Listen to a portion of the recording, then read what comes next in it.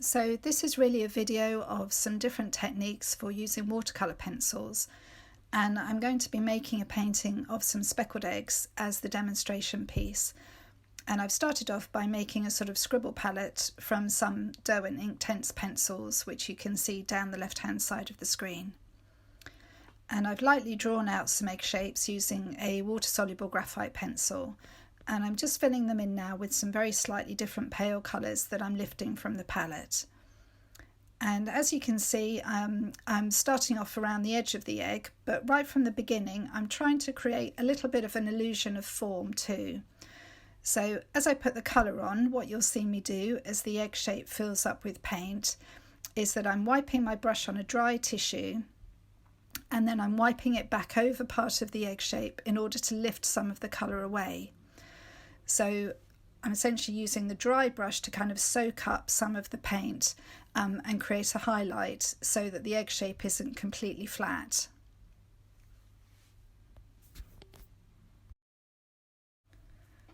And this whole video was filmed in stages, and I had to keep leaving things to dry and had to keep cutting and coming back later on as I worked.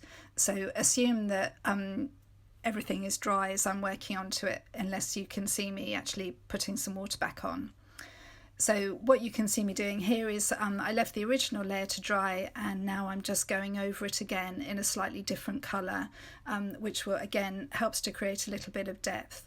And I was working from some photographs of some quail's eggs and British birds' eggs which have speckles on them, and what I'm going to talk about is some techniques to produce the surface patterns. So the first thing that you can see me doing is simply painting in some of the speckles freehand using a darker colour and the tip of my paintbrush. And then this is where you can see me using one of the first techniques I'm going to show you. So I have a cut paper stencil of one of the eggs, and I'm simply going to splatter some paint across it. And the way that I was doing it was that I was picking up some paint on my brush, splattering it on, so just flicking the brush and then dipping the brush in water and doing it again. So I got a slightly softer version of the colour too.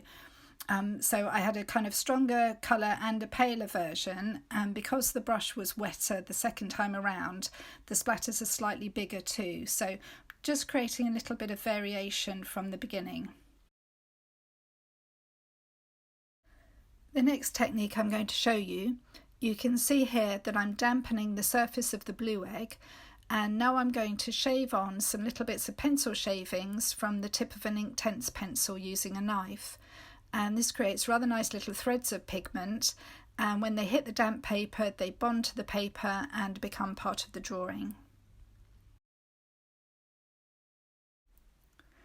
The next technique I'm demonstrating here is I'm painting some colour on with a brush, and I'm going to put some salt onto it.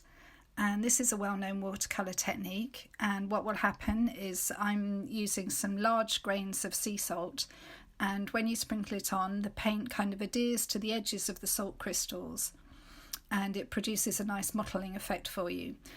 The only thing is you have to leave it to dry really well before you touch it, otherwise the whole thing kind of smudges. And my next technique is similar to the one on the blue egg. So I'm just dampening the paper of the egg on the left hand side, and this time I'm going to use some sandpaper. So I'm just holding the pencil over the drawing and sanding a little bit of the pigment onto the egg, and this produces a really fine speckle. And once again, where it lands on the damp paper, it just becomes part of the drawing, and anything which lands on the dry paper around can just be blown away. And the next technique is to use a sponge, and once again I'm using the paper stencil as a mask, and I have some pieces of natural sea sponge, and I'm just dipping them into my palette of paint and simply dabbing it on. And I was trying to get the imprint of the shape of the sponge because it has really nice holes in it, but it's quite tricky on this scale to do so. And from this point on, you can really just see me repeating the techniques that I've shown you, just to build up layers of detail really. And of course, one of the nice things about working with the Inktense pencils is that you can re-wet the surface and the painting or drawing stays fixed on the paper, so you don't tend to disturb it too much. And you can see me here just rubbing the salt away from the egg on the right hand side, and that had produced really quite a nice mottled sort of effect on there. And then I was just building up another layer of spattering over the top, just as I say, to build up slightly different colours, gives it a little bit more depth. All of these things really help to create form in any drawing or painting that you're working on. And you can see me in a moment, I'm just lifting a little bit of the white off the tip of the Inktense pencil, and the white really does show up quite well over the darker colours, and I was just painting it on, and you can create little highlights or sort of the appearance of reflected light within a drawing using that one. And then by this stage I'm really kind of done, so I decided just to create a little bit of a shadow around the eggs. So what I did was I just took some of the colours that I'd already got on my palette, so I'm not introducing a different colour at this stage, I just wanted a sort of intermediate colour. And because I was trying to get the eggs to look fairly realistic, I was actually happy to have the shadow looking quite painterly and loose. So I just built up a couple of layers of sort of grey-brown colour, and because I'd had this idea that the light was coming from the top left-hand side with the highlights on the eggs, I put the shadow all in around the sort of lower right-hand side, so it reinforces this idea of a single light source hitting your forms.